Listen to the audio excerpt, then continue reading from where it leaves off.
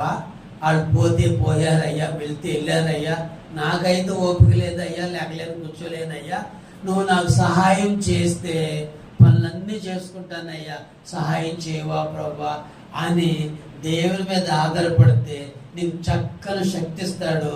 ఆ శక్తితో పక్క దెబ్బకు పనులన్నీ కూడా చేసేయగలుగుతావు. ఇంకా టైం మిగులుతుంది, హ్యాపీగా నిద్రపోవచ్చు.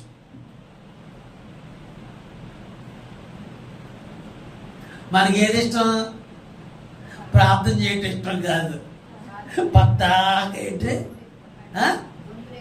తిన్నాడు, ఎంత ఎంత తిన్నాడు? గిన్నెడు తిన్నాడు, పోయాడు. ఎవరు కడుగుతాడు? అది ఈ బాధ.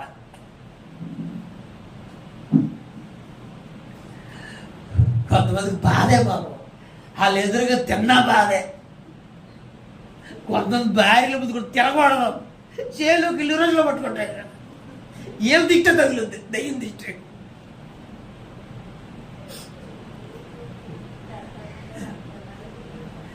దేవుడు సహాయం కోరుకుంటే ఎంత బాగుంటుంది. వాళ్ళ మీద వీళ్ళ మీద పడి ఆడకపోతే, వాళ్ళతో ఎంత గొడవ పడకపోతే, భర్తతో గొడవ పడకపోతే, పిల్లలతో గొడవ పడకపోతే, నెమ్మది లేకుండా చేసుకోవటం కంటే, శాంతి లేకుండా చేసుకోవటం కంటే, ప్రభువా నాకు సహాయం చేయను ఆయన, నాకు సహాయం చేయను ఆయన అని మా అత్త దేవుణ్ణి అడిగితే తప్పనిసరిగా దేవుడు ఏం చేసేవాడు? పనులన్నీ చేసుకోవటానికి సహాయం చేసేవాడే. కానీ ఆమె అలా ప్రార్థన చేయలే, రివర్స్ ప్రార్థన చేసేవాడు. ఆమె రమన్ అంటే నేను ఎలాగో ప్రార్థనలో కూర్చోలేదు, ఆమె కూడా ప్రార్థనలో కూర్చోవడానికి వెళ్ళదు, ఆమె కూడా రమ్మను. అదే ఉంటే ప్రార్థన మాత్రం అందరూ మానాల్సిందే, వెళ్తే అందరూ వెళ్ళొచ్చిందే. నువ్వు ఒక్కడో పరలోకం వెళ్ళటం ఏంటి? పోతే అందరూ పోవటం పరలోకం, లేదా పోతే అందరూ నరకం వెళ్ళటమే. అరే నేను రాలేకపోతున్నాను, నువ్వు వెళ్ళరా. అమ్మ నేను రాలేకపోతే నువ్వన్నా వెళ్ళయ్యా. అమ్మ నేను వెళ్ళలేకపోతే నువ్వన్నా వెళ్ళమ్మా. నాకు ఎవడు వండి పెడతాడు, తిడతాడు. వండుకుని తినలేవా? వండింది కూడా కలుపు తినలేవా? భార్య ప్రార్థనకి వెళ్ళింది కదా, నువ్వు కలుపుకొని తినలేవా? ఫోన్లో ప్రార్థనకి వెళ్తే సంతోషం లేదా? సంతోషం. నువ్వు వెళ్ళలేవా? పోతే ఇద్దరు పోవాలా? ఎక్కడికైనా నేను వెళ్తానులే, నువ్వు ప్రార్థనకి వెళ్ళు, నువ్వు ప్రార్థనకి వెళ్ళి ప్రార్థన చేస్తా ఉండు, నాకు సహాయం కావాలని అని చెప్పుకోకూడదా? వద్దు.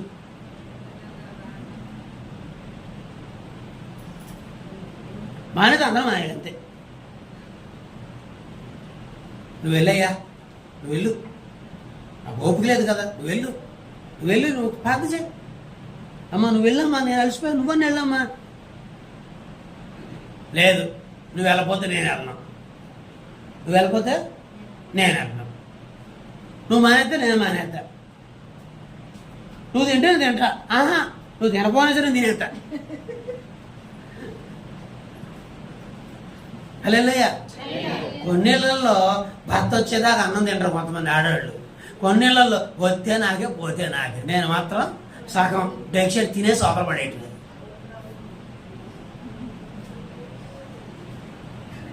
ప్రార్థన దగ్గరేమో నువ్వు రాకపోతే నేను రాను, తిండి దగ్గరేమో నువ్వు రాకపోతే నాకే, నేను తిరిగిపడేస్తాను అంతే, తినే శుభ్రం మనిషి ఎక్కేస్తాను అంతే. మాయ్ లేకు, నేను లెక్కలేను, ఆడుంది తిను. లేగు అమ్మాయి లేగు, నేను లేకలేను. తినేసావా? తినేసా. ఎప్పుడు అంతే తినేస్తాం. కలిసి ఎప్పుడు తినం, కలిసి ఎప్పుడు తినరు కొంతమంది, కలిసి ఎప్పుడు తినరు కొంతమంది. కొంతమంది సరదాలు ఉండవు, ప్రేమ ఉండదు. ఎవరి దగ్గర? ఎక్కడమ్మా?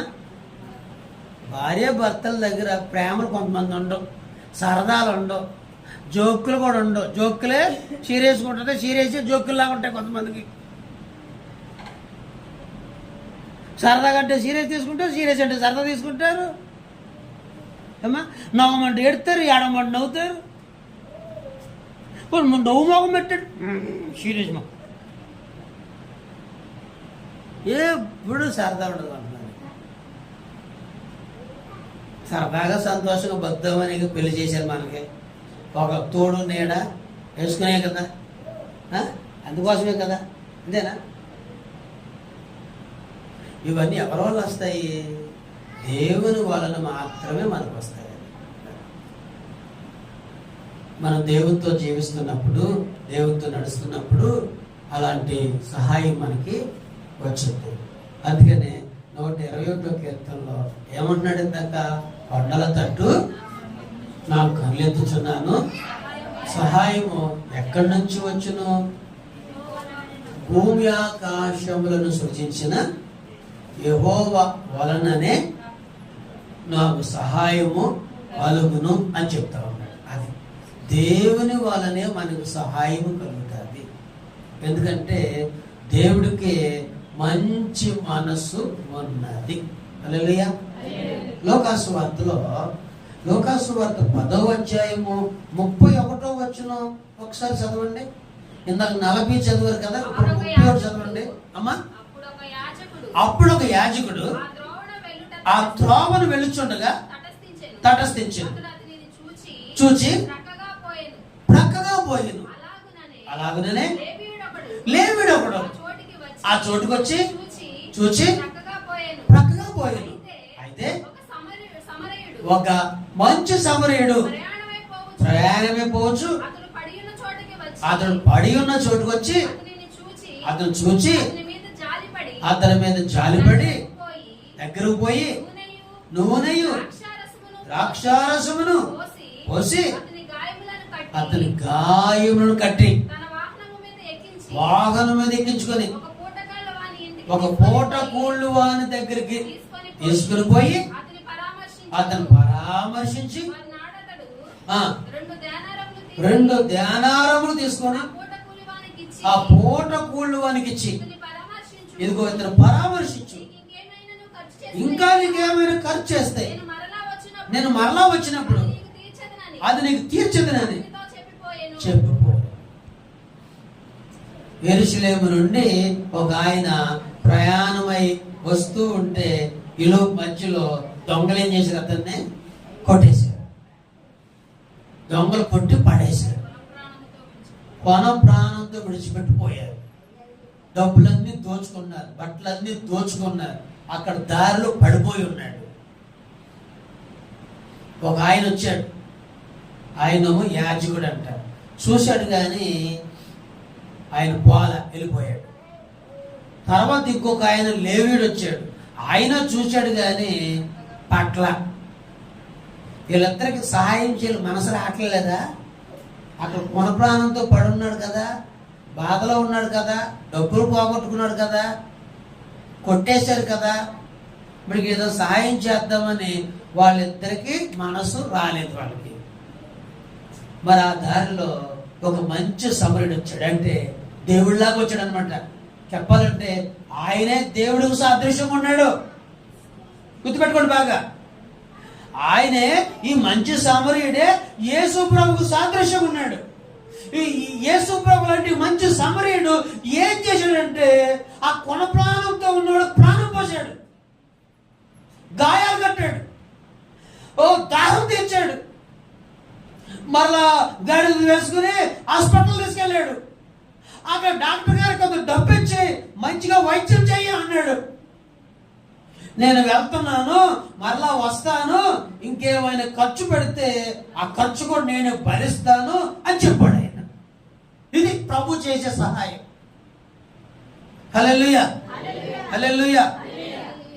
కొన ప్రాణంతో కొట్టి పడేసి పోతే లేవీయుడు సహాయం చేయలేదు, యాజకుడు సహాయం చేయలేదు, యేసు ప్రభు సహాయం చేయటం వచ్చాడు. గుర్తుపెట్టుకో ఈ మాట. యేసు నీకు సహాయం చేయటం వచ్చాడు. నీ జీవితాన్ని పైకి లేపడానికి వచ్చింది ఆయనే. నీ జీవితాన్ని దీవించడానికి వచ్చింది ఆయనే. నీకు కష్టం వచ్చినా లేవీయుడు యాజకుడిలాగా చూసి పోతాడే తప్ప యేసు మాత్రం నీ దగ్గర నిలబడతాడు. నీ కష్టం నుండి బయటకు లాగొస్తాడు. 38 సంవత్సరాల నుంచి రోగంతో ఆ చెరువు గట్టున పడి ఉన్నాడు. ఎవరు అతను సహాయం చేయలేదు. అతను అన్నాడు ఏమనంటే, నేను చెరువులో దూకుదాం అనుకునేసరికి వేరే ఒకడు వచ్చి దూకేస్తున్నాడు, నాకు ఎవరు సహాయం చేయటం లేదన్నాడు. అది నువ్వు కష్టంలో ఉంటే నీకు ఎవరు సహాయం చేయరు. నువ్వు కొనప్రాణంతో ఉంటే నీకు ఎవరు సహాయం చేయరు. చూస్తూ పోతా ఉంటారు అంతే. ఎవరైనా సరే ఎవరి భయం ఆలదాయి అంటే మనుషులకు. ఎందుకంటే ఇలాంటి మనసు ఉంటుందంటే మనుషుల్లో కోపాలు, అసూయ, స్వార్థము, ఈర్ష్య ఇవన్నీ ఉంటాయి. కాబట్టి ఒకరికి సహాయం చేసుకోవటానికి మనసు రాదు. ఏమంటాం దానికి? అలాగే ఉండాలి. అలాగా అలాగే ఉండాలి. కొడితే కొట్టనే, కొడితే కొట్టండి, పోతే పోనే, అలాగే ఉన్నాయి అని మనుషులు అనుకుంటారు. కానీ యేసు అనుకోడు. నీ దగ్గర వస్తాడు. ఎవరు నీకు సహాయం చేయకపోయినా నేను నీకు సహాయం చేస్తాను, నువ్వు లేచి నడువు అన్నాడు. 38 సంవత్సరాలు రోగంతో ఉన్నవాడిని యేసు ప్రభు సహాయం చేస్తే స్వస్థపడి దిగ్గున లేచి నడిపించాడు. హల్లెలూయా, హల్లెలూయా. ఇంకొక స్త్రీ, రక్తస్రావం గల స్త్రీ, 12 సంవత్సరాల నుంచి బాధపడుతుంది. సహాయం కోసం తిరగని హాస్పిటల్ లేదు. హాస్పిటల్ అన్నిట్లో తిరిగింది. నయం అయ్యిందా? ఏ డాక్టర్ అయినా సహాయం చేశాడా? చేయలేదు. ప్రభు సహాయం చేశాడా? ప్రభు సహాయం. ఈ స్త్రీకి ప్రభు సహాయం చేశాడు. ఈ స్త్రీ ప్రభుని ముట్టుకుంది, ప్రభు స్వస్థపరిచాడు. ఆమె దాక్కుంది. నన్ను ఎవరో ముట్టారు, ఎవరా అని చూస్తున్నారు, ఏం భయపడుతుంది. అమ్మ నన్ను ఏమైనా చేస్తాడేమో, నేను ఆయన ముట్టినందుకు నన్ను నేను అంటాడేమో అని భయపడుతుంది. యేసు ఏమి అనేవాడు కాదు. ఆమె బయటపడింది. అప్పుడు అన్నాడు యేసయ్య, కుమారి నువ్వు స్వస్థపడ్డావు, సమాధానముగా వెళ్ళిపో.